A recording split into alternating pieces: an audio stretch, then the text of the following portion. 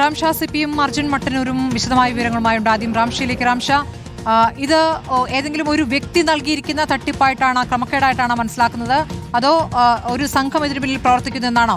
മരിച്ചവരുടെ പേരിലാണ്, ഒരു പന പോലും ഇല്ലാത്ത തോട്ടത്തിൽ നിന്നുള്ള വിവരങ്ങൾ കൂടിയാണ് നമുക്ക് ലഭിക്കുന്നത്. ഇപ്പോൾ 15ഓളം ഷാപ്പുകൾ ഒരാൾക്ക് ലഭിച്ചു എന്നാണോ, ഒരാൾക്ക് അതിന് ലൈസൻസ് കിട്ടിയെന്നാണോ, എന്താണ് നമ്മുടെ അന്വേഷണത്തിൽ മനസ്സിലാക്കാനായത് റാംഷാ?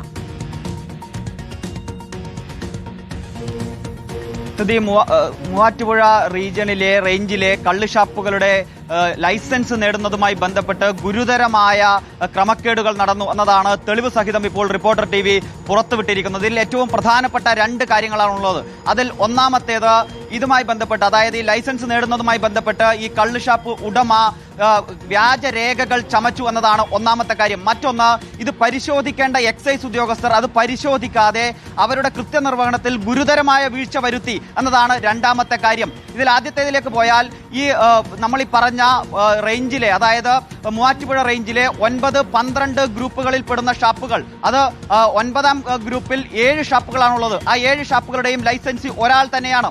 അവർ സമർപ്പിച്ച ഈ രേഖകളിൽ 14 പേരുടെ സമ്മതപത്രമാണുള്ളത്. സമ്മതപത്രം എന്ന് പറഞ്ഞാൽ അത് ഇവർ ഈ പന ചെത്തുന്ന അല്ലെങ്കിൽ കള്ള് ചെത്തുന്ന തോട്ടങ്ങളുടെ ഉടമസ്ഥരുടെ സമ്മതപത്രങ്ങളാണ്. അവരുടെ തോട്ടങ്ങളിൽ ഈ ചെത്ത് നടത്താം എന്ന് സമ്മതിച്ചുകൊണ്ടുള്ള സമ്മതപത്രങ്ങൾ ഈ ലൈസൻസ് നേടാൻ വേണ്ടി അപേക്ഷ സമർപ്പിക്കുമ്പോൾ അതോടൊപ്പം സമർപ്പിക്കണം. അങ്ങനെ സമർപ്പിച്ച 14 അപേക്ഷകളിൽ 4 എണ്ണം അത് മരിച്ചുപോയ ആളുകളുടേതാണ് എന്നതാണ് ഏറ്റവും ഗുരുതരമായ കാര്യം. അതോടൊപ്പം തന്നെ ഇതിലെല്ലാം കയ്യക്ഷരം ഒരേ ആളുകൾ തന്നെ എഴുതിയതാണ് എന്നത് വളരെ കൃത്യമായി നമുക്ക് ഈ രേഖകൾ പരിശോധിച്ചാൽ മനസ്സിലാവുകയും ചെയ്യും. ഈ 4 പേരിൽ, നമ്മൾ നേരത്തെ പറഞ്ഞ 4 പേർ മരിച്ചുപോയ ആളുകളാണ് ഈ സമ്മതപത്രത്തിൽ ഒപ്പിട്ടിരിക്കുന്നത് എന്നത് ഗുരുതരമായ ഒരു വിഷയം തന്നെയാണ്. 2017 മരിച്ചയാള് അതിനകത്ത് ഒപ്പിട്ടിട്ടുണ്ട്. 2020-ലും 25-ലും ഒക്കെ മരിച്ച ആളുകൾ 2026 മാർച്ച് 20-ന് സമർപ്പിച്ച ഈ രേഖയിൽ ഒപ്പുവെച്ചു എന്നതാണ് ഗുരുതരമായ ഒരു പ്രശ്നം. അതോടൊപ്പം തന്നെ ഒരു പന പോലും ഇല്ലാത്ത ഒരു തോട്ടത്തിൽ പോലും പന ചെത്തുന്നു എന്ന് കാണിച്ചാണ് ഈ ലൈസൻസ് നേടിയിരിക്കുന്നത്. ഈ അപേക്ഷയുടെ ഒപ്പം സമർപ്പിച്ച ഈ രേഖകളുടെയൊക്കെ അടിസ്ഥാനത്തിലാണ് ഇവർക്ക് ലൈസൻസ് ലഭിക്കുന്നത്. പക്ഷേ ഈ രേഖകളെല്ലാം പരിശോധിക്കേണ്ട ഉദ്യോഗസ്ഥർ അത് വേണ്ട വിധം പരിശോധിച്ചില്ല എന്നതാണ് നമുക്ക് ഇപ്പോൾ മനസ്സിലാകുന്നത്. നമ്മൾ ഈ അപേക്ഷ നൽകുമ്പോൾ സമ്മതപത്രം നൽകിയ ആളുകളുടെ എല്ലാം വീട്ടിൽ നേരിട്ടെത്തി ഇക്കാര്യങ്ങൾ അന്വേഷിച്ചതാണ്. അപ്പോൾ അവർ നടത്തിയ പ്രതികരണങ്ങളാണ് നമ്മൾ നേരത്തെ കേട്ടത്. 2020-ൽ മരിച്ച ഒരാളുടെ വീട്ടിൽ നമ്മൾ പോയി, അവർ പോലും അറിഞ്ഞിട്ടില്ല ഇങ്ങനെ ഒരു സമ്മതപത്രം നൽകിയ കാര്യം. അതോടൊപ്പം തന്നെ 2017-ൽ മരിച്ചയാൾ ഇപ്പോൾ അവരുടെ കുടുംബങ്ങൾ പോലും ആ സ്ഥലത്ത് താമസിക്കുന്നില്ല എന്നതാണ് ഏറ്റവും പ്രധാനപ്പെട്ട ഒരു കാര്യം. അങ്ങനെയാണ് ഇത്തരത്തിൽ വലിയ ഒരു ക്രമക്കേട് ഈ അപേക്ഷയുമായി ബന്ധപ്പെട്ട്, ഈ സമ്മതപത്രവുമായി ബന്ധപ്പെട്ട് ഈ കള്ളുഷാപ്പ് ഉടമ നടത്തിയിരിക്കുന്നത് എന്നതാണ്. എല്ലാം ഇവർ തന്നെ എഴുതി ഒപ്പിട്ടതാണ് എന്ന് ആ കള്ളുഷാപ്പ് ഉടമ തന്നെ സമ്മതിക്കുന്ന ഫോൺ കോൾ റെക്കോർഡും നമ്മളിപ്പോൾ കേട്ടു. ഈ കള്ളുഷാപ്പ് ഉടമയ്ക്ക് മാത്രമായിട്ട് ഈ കള്ളത്തരം ചെയ്യാൻ പറ്റില്ല. അതിൽ ഉദ്യോഗസ്ഥരുടെ ഒരു കൂട്ടുത്തരവാദിത്വം കൂടിയുണ്ട്. ഉദ്യോഗസ്ഥർ കൂടി അത് കൂട്ടുചേർന്നുകൊണ്ടാണ് ഈ വലിയ ക്രമക്കേട് നടന്നതെന്ന് വേണ്ടേ മനസ്സിലാക്കാൻ റാംഷാ? തീർച്ചയായും അങ്ങനെ തന്നെയാണ്. കാരണം ചട്ടങ്ങൾ പ്രകാരം നേരിട്ട് എക്സൈസ് ഉദ്യോഗസ്ഥർ ഈ അപേക്ഷ ലഭിച്ചു കഴിഞ്ഞാൽ നേരിട്ടെത്തി ഈ തോട്ടങ്ങൾ പരിശോധിച്ച് ഉറപ്പുവരുത്തിയത് ശേഷം ഈ കള്ള് ചെത്തുന്ന പനയായാലും തെങ്ങായാലും അതിന് നേരിട്ട് എത്തി നമ്പർ ഇട്ടു നൽകണം എന്നതാണ് ചട്ടം. പക്ഷേ ആ ചട്ടങ്ങളൊന്നും പാലിച്ചിട്ടില്ല എന്ന കാര്യത്തിൽ ഒരു സംശയവുമില്ല. കാരണം ഒരു പന പോലും ഇല്ലാത്ത തോട്ടത്തിൽ 10 പനകൾ ചെത്തുന്നു. ഈ 14 അപേക്ഷകളിലും 10 വീതം പനകൾ ചെത്തുന്നു എന്ന് തന്നെയാണ് രേഖപ്പെടുത്തിയിരിക്കുന്നത്. ഈ പ്രദേശങ്ങൾ, മൂവാറ്റുപുഴ പ്രദേശത്തൊന്നും ആ നിലയിൽ പന ചെത്താനുള്ള സൗകര്യങ്ങളില്ല, പന തന്നെ ഇല്ല എന്നത് നമുക്ക് അറിയാവുന്ന കാര്യമാണ്. അത്തരം തോട്ടങ്ങളിൽ നേരിട്ടെത്തി നമ്പർ ഇട്ട് നൽകേണ്ടുന്ന ഉദ്യോഗസ്ഥർ അതൊന്നും ചെയ്തിട്ടില്ല എന്ന കാര്യം ഉറപ്പാണ്. അതിനുവേണ്ടി ഒരു ശ്രമവും നടത്തിയിട്ടില്ല. തോട്ടങ്ങളുടെ പരിസരങ്ങളിൽ പോലും ഇവർ എത്തിയിട്ടില്ല എന്ന കാര്യം ഉറപ്പാണ്. അപ്പോൾ മറ്റെന്തൊക്കെയോ ചീഞ്ഞു നാറുന്നുണ്ട് എന്ന കാര്യത്തിൽ ഒരു തർക്കവുമില്ല. അവർ ഇക്കാര്യങ്ങളൊന്നും പരിശോധിക്കാതെ ഗുരുതരമായ വീഴ്ചയാണ് ഈ കാര്യത്തിൽ നടത്തിയിരിക്കുന്നത്. ഇതിൽ ഏറ്റവും പ്രധാനപ്പെട്ട ഒരു കാര്യം, ഈ ഷാപ്പുകളിലെല്ലാം കള്ളളക്കുന്നുണ്ട് എന്നതാണ്.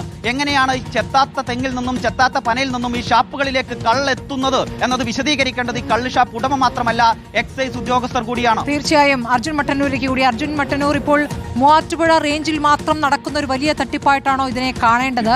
അങ്ങനെയെങ്കിൽ ഇതിൽ എത്ര പേർ പങ്കാളികളാണെന്ന പരിശോധന വേണ്ടതുണ്ട്. എക്സൈസ് മന്ത്രിയുടെ പ്രതികരണം ഇക്കാര്യത്തിൽ നമുക്ക് ലഭിക്കേണ്ടതാണ്.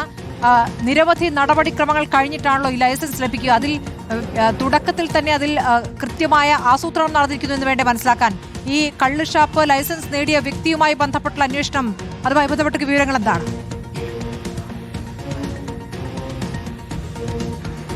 സ്മൃതി, തീർച്ചയായും അങ്ങനെ തന്നെയാണ്. ഇത് മൂവാറ്റുപുഴയിൽ മാത്രം ഒതുങ്ങുന്ന ഒരു പ്രശ്നമല്ല. അതിനപ്പുറത്തേക്ക് കേരളത്തിൽ സംസ്ഥാന വ്യാപകമായി തന്നെ ഇത്തരത്തിൽ അനധികൃതമായി വ്യാജ സമ്മതപത്രങ്ങളടക്കം സംഘടിപ്പിച്ചുകൊണ്ട് നൽകിക്കൊണ്ട് കള്ളുഷാപ്പുകൾക്ക് ലൈസൻസ് ലഭിക്കുന്നുണ്ട് എന്ന സൂചന തന്നെയാണ് പുറത്തു വരുന്നത്. മാത്രമല്ല, ഈ പ്രത്യേക കേസെടുത്താൽ തന്നെ മൂവാറ്റുപുഴയിൽ ഈ സമ്മതപത്രങ്ങളെല്ലാം ഒപ്പിട്ടത് ഇക്കഴിഞ്ഞ മാർച്ച് 20-നാണ്. അതായത് നിയമസഭാ തെരഞ്ഞെടുപ്പിന്റെ വിജ്ഞാപനം വന്നത് മാർച്ച് 16-നാണ്. അത് കഴിഞ്ഞ 4 ദിവസം കഴിയുമ്പോൾ ഉദ്യോഗസ്ഥരടക്കം ഇടപെട്ടുകൊണ്ടായിരിക്കണം ഒരുപക്ഷെ ഇത്തരത്തിൽ വ്യാജ സർട്ടിഫിക്കറ്റുകളടക്കം നൽകിക്കൊണ്ട് അവിടെ പരിശോധനകളൊന്നും നടക്കാതെ ഈ കള്ളുഷാപ്പുകൾക്ക് ലൈസൻസ് കൊടുക്കുന്ന നടപടിയിലേക്ക് കടന്നിട്ടുണ്ടാവുക.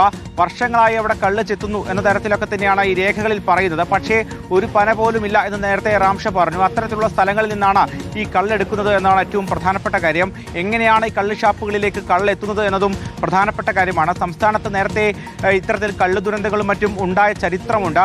സ്വാഭാവികമായും ഈ മേഖലയിൽ ഈ രംഗത്ത് വ്യാപകമായ പരിശോധന വേണ്ടതാണ്. പക്ഷേ അത്തരം പരിശോധനകളൊന്നും നടക്കുന്നില്ല എന്ന കാര്യവും വ്യക്തമാണ്. ഒരു പക്ഷേ ഇത്തരത്തിൽ മായം ചേർന്ന കള്ള്, അതോടൊപ്പം തന്നെ മറ്റിടങ്ങളിൽ നിന്ന് കള്ളെത്തിക്കുക എന്നൊക്കെ തന്നെയായിരിക്കും ഇവിടെ നടക്കുന്നുണ്ടാവുക.